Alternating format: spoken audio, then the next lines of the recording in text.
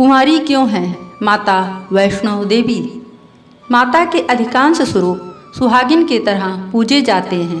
फिर माता वैष्णो देवी कुमारी कन्या के रूप में क्यों पूजी जाती हैं?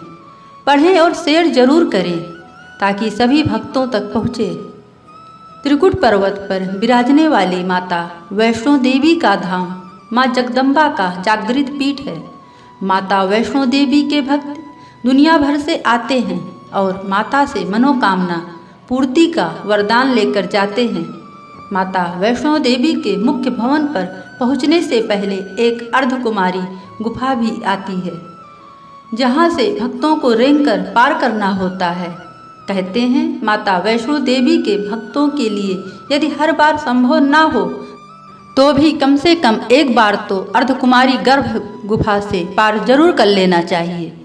धूमावती माता और एकाध अन्य माता के स्वरूपों को छोड़ दे तो माँ जगदम्बा ज़्यादातर जगह सुहागिन के रूप में ही पूजी जाती हैं। माता वैष्णो देवी में सिंदूर चढ़ता है, सुहाग का आशीर्वाद भी मिलता है, परंतु माता कुंवारी के रूप में है। माता वैष्णो के भक्तों को यह जानने की इच्छा जरूर होगी कि ऐसा क्यों है। इसके पीछे एक पौराणिक कथा आती है, वह हम आपको सुनाएंगे। कथा इस प्रकार से है। त्रेता युग की बात है। दक्षिण भारत के रामेश्वरम में समुद्र तट पर एक सुंदर गांव था। रत्नाकर पंडित यहीं रहते थे। रत्नाकर शिव जी और माँ आदिशक्ति के बड़े भक्त थे।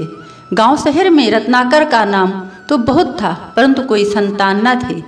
रत्नाकर की पत्नी हमेशा माँ आदिशक्ति से संतान की गुहार लगाती रहती थी।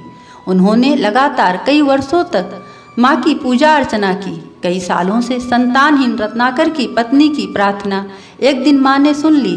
वह गर्भवती हुई तो एक रात रत्नाकर के सपने में एक बालिका ने आकर कहा, मैं तुम्हारे घर आ रही हूँ, पर एक शर्त पर। मैं जो कुछ करना चाहूँ रोकोगे नहीं। पुजारी और सिद्ध पंडित रत्नाकर को यह आभास हो गया कि माँ आदिशक्ति के सत्य, रज और तम को दिखाने वाले तीन रूप महासरस्वती, महालक्ष्मी और माँ दुर्गा ने मिलकर ही इस कन्या का रूप लिया है। नियत समय पर इस दिव्य कन्या का जन्म हुआ। रत्नाकर को यह भी पता चल गया था कि यह कन्या माँ आदिशक्ति ने धर्म की रक्षा के लिए ही प्रकट की है। रत्नाकर उसी भाव से कन्या का लालन पालन करने लगे। तीनों महाशक्तियों के मिलन के उस स्वरूप को उन्होंने त्रिकुटा नाम दिया। त्रिकुटा का स्वभाव जन्म से ही अनूठा था। बचपन से ही वह पूजा पाठ और धार्मिक कार्यक्रमों को देखकर प्रसन्न होती। अभी 10वां साल शुरू भी नहीं हुआ था कि त्रिकुटा को यह पता चल गया कि भगवान विष्णु ने भगवान श्री राम के रूपों में धरती पर अवतार ले लिया है।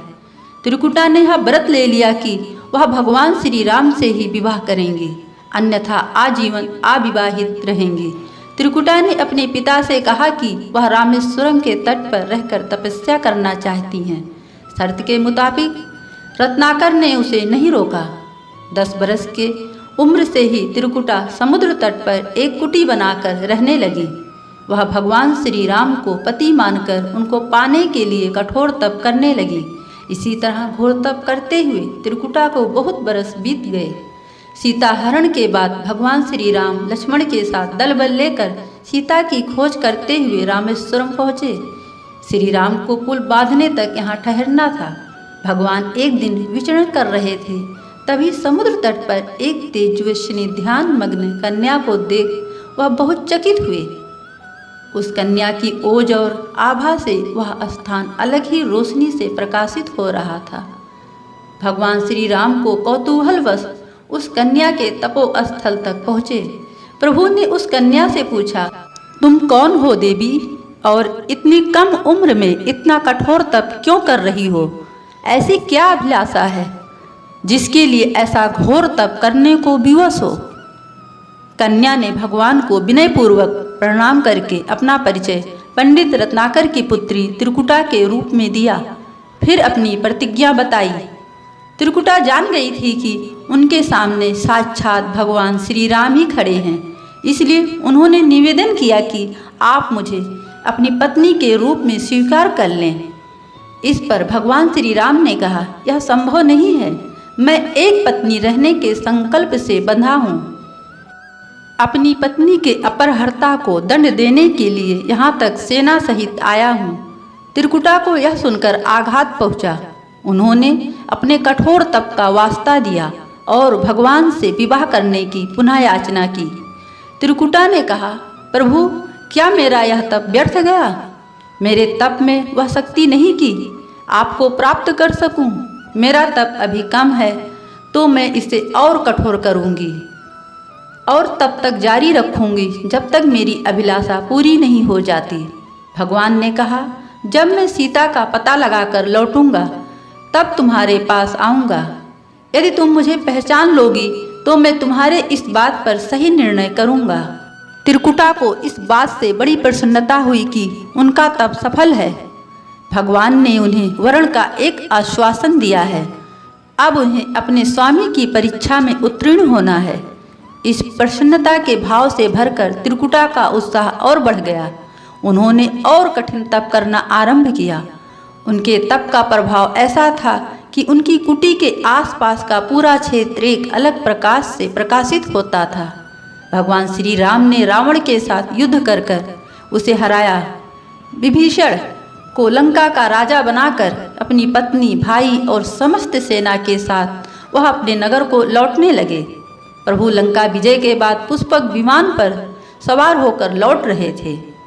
उन्हें त्रिकुटा को दिया अपना वचन भी पूरा करना था। रामेश्वरम के तट पर पहुँचते ही भगवान ने विमान रुकवा दिया। सभी कौतूहल में पड़ गए तो प्रभु ने उन्हें कुछ पल की प्रतीक्षा करने को कहा। उसके बाद वह अकेले ही चल पड़े। सारी सेना भगवान की आज्ञा के अनुसार वहीं ठहरकर उनकी प्रतीक्षा करने लगी। श्री राम ने एक अत्यंत बूढ़े ब्राह्मण का वेश बनाया और देवी त्रिकुटा के पास पहुँचे। प्रभु उनके पास कुछ पल रुके, पर त्रिकुटा उन्हें पहचान ही न सकी। भगवान ने उन्हें अवसर दिया, पर उनकी लीला को देवी त्रिकुटा भाप न पाई। तब भगवान श्री राम अपने असली रूप में आ गए।